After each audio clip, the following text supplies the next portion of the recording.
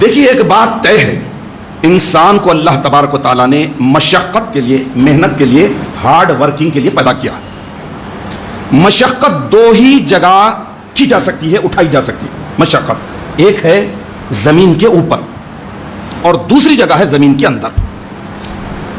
اب اندازہ لگائیے کہ زمین کے اوپر کا ڈوریشن، عرصہ، پیریڈ کتنا ہے؟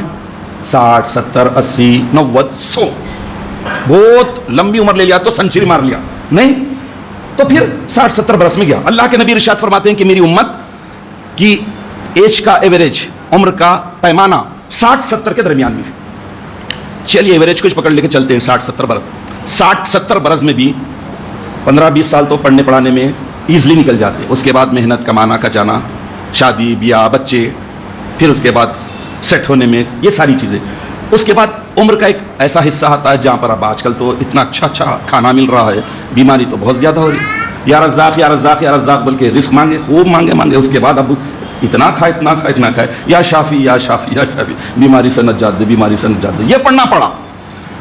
تو 60 70 برس کی ایوریج کو لے لیجئے۔ اب سوچ لیجئے کہ یہاں پر اگر دیکھتے ہیں تو آپ کو بہت سے بہت 30 40 سال آپ کو محنت کرنا پڑے گا، ہارڈ ورکنگ، بہت سے بہت، باقی کے محنت کرتے رہیں۔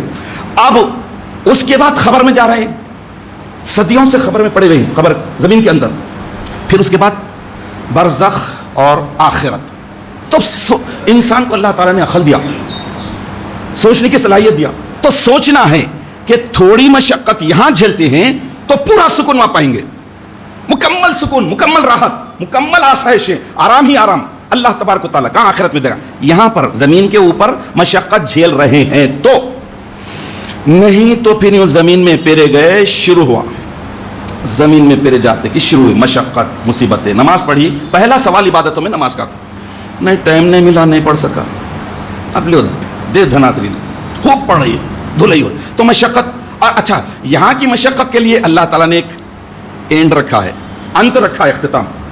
وہاں کی مشقت کے لیے کوئی انت نہیں، اور وہاں کی راحتوں کے لیے، وہاں کی آسانیوں کے لیے، وہاں کے آرام کے لیے بھی کوئی انت اور اینڈ نہیں ہے، وہ ملنے والی